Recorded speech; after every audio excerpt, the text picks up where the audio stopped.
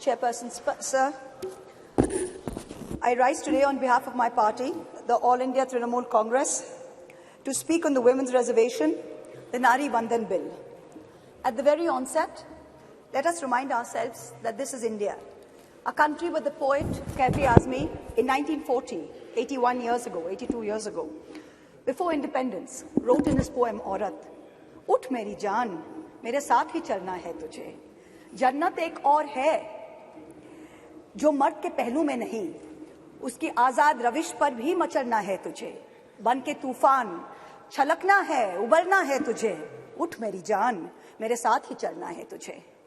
This is in India, where Tagore in 1928 wrote in his poem Shobola, "Nari ki apon bhaggo joy koribar, keno nahi dibe odhikar, he bidhata?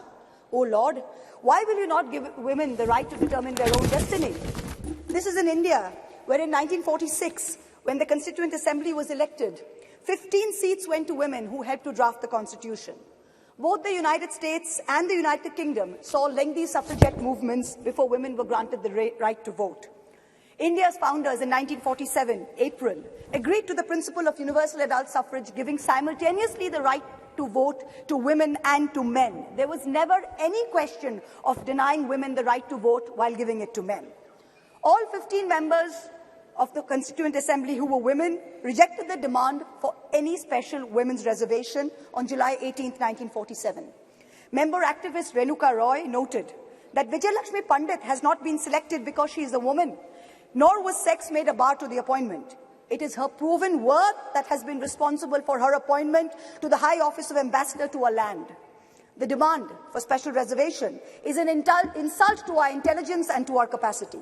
So sure were our founding mothers that this great land would not deny her women their rightful place based on merit. But alas, it is 75 years later. And today it is both my pride and my shame that I stand here as a woman in India's parliament speaking on a women's reservation bill. It is my pride that I belong to the All India Trinamool Congress, a party that sends 37% women among its members to parliament. It is my chagrin that I belong to a Lok Sabha, a house of the people, that on aggregate has only 15% of its members as women, far below the global average of 26.5%, and also below the Asian regional average of 21%. As this government claps itself on its back for its rankings on various global stables, let it also hang its head in disgrace that this same India ranks 140 out of 196 countries in the Inter-Parliamentary Union League tables on women's representation. Within women parliamentarians, Muslims and Dalits have been consistently underrepresented. From 1952 to 2004, only 8 Muslim women were elected to India's parliament, to the Lok Sabha, many of whom served multiple terms. In today's Lok Sabha, the 17th Lok Sabha, there are only 2 Muslim women members, both from West Bengal, both from the All India Trinamool Congress, I may add. The numbers for male and female turnout in the last general election were nearly the same, 66.7% and 66.8% respectively. But women's candidature, that number of women who are being put up for elections, which is the first step towards getting elected to the Lok Sabha, remained at an abysmal 9%, up from only 7% in 2004. As we started our innings yesterday, our new innings in this newly constructed temple of democracy, our Honourable Prime Minister grandly proclaimed that it seemed he was ordained to perform many important tasks for this country, including this one. And then with much fanfare, this government introduced this bill, claiming credit as usual for a groundbreaking move. But wait, what does this bill really say? Article 334 of the bill says, "The reservation shall come into effect only after delimitation has been undertaken. Delimitation will only be undertaken after the relevant figures for the next census have been published. The rotation of seats for women shall take effect after each subsequent exercise of delimitation." So what does this mean? In true BJP's Goebbelsian doublespeak style, it means we don't know if and actually when we will actually have 33% of women sitting in the Lok Sabha. Because number one, the date of the next census is entirely indeterminate.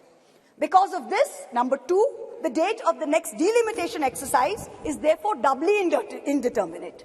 It is also controversial, as my esteemed colleague Kanimoji from the DMK spoke. She said, according to the data, we will have an increase of 0% in the number of seats for Kerala, 26% for Tamil Nadu, but a whopping 26%, a 79% increase for both Madhya Pradesh and Uttar Pradesh.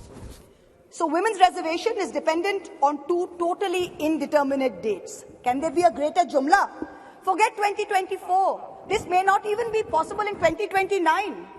We are being asked time and again, do we support the women's reservation bill? Trinamool Congress is bill ko support karega ya nahi? BJP's liaison members are reaching out to us, calling us, asking us to support this bill wholeheartedly. No ifs, no buts, pura support, please kijiye. To them we say very clearly, we not only support a women's reservation bill, but in truth it is Mahua Moitra, India's only female chief minister today, who is the mother of this bill, who has given birth to the original idea where she has unconditionally sent 37% of women MPs to this parliament on her ticket. What you have brought here, what this government has brought here today, is not a women's reservation bill. It is a women's reservation rescheduling bill and should be renamed as such. Its agenda is delay. Its agenda is not reservation. The endless dithering over when there will be the next census, when there will be the next delimitation, will only ensure that the urgent need of reservation for women in elections to the parliament and to state legislatures will be indefinitely delayed yet again. Alas, this is not the historic bill that it is being touted as. It is a sham. And for the women and the men and the girls and the boys who will be the future women and men of India, we had better recognize this because it is staring at us in the face. And I also hope that a sufficient number of amongst us, the current members of parliament, also recognize this bill for what it is, which is a sham. The question of women's reservation requires action, not the placebo of legislatively mandated procrastination. To the government and the ruling party, I say this: give us this day our equal rights. We hold up half the sky. Give us at least a third of our earth. Mamata Banerjee and the Trinamool Congress have already walked the talk. We don't need to go on record to show this country that we support this bill. We have already sent more MPs than what this bill even envisions. It is you, this government, this ruling dispensation that needs to go on record. You need to support us, not the other way around. You need to send more than 33% MPs to this parliament. When this government wanted to protect cows, and I support the move, make no mistake, you did not wait to count the number of cows. You did not wait to see whether the cow was a Jersey or a Gir or a Sahiwal. You just went and built the cow shelters. Are we women any less that we have to wait while you count numbers and you draw lines? We don't need any more vandans. We don't need any more vandanas. Thank you very much. What we need is direct action. Honorable Prime Minister, this is your moment to really show us all कि मोदी है तो मुमकिन है. Implement the reservation bill immediately based on today's voters list. Send 33% women to parliament. Send 33% women to parliament in 2024 from the BJP the way our party has done. Support us unreservedly. In conclusion, I can only echo the poet Rihanna Ruhi's words. दिल के बहलाने का सामान ना समझा जाए, हमको अब इतना भी आसान ना समझा जाए. हम भी लोगों की तरह जीने का हक मांगते हैं, इसको बगावत का ऐलान ना समझा जाए. Thank you very much. Thank you. Srimati Rani ji.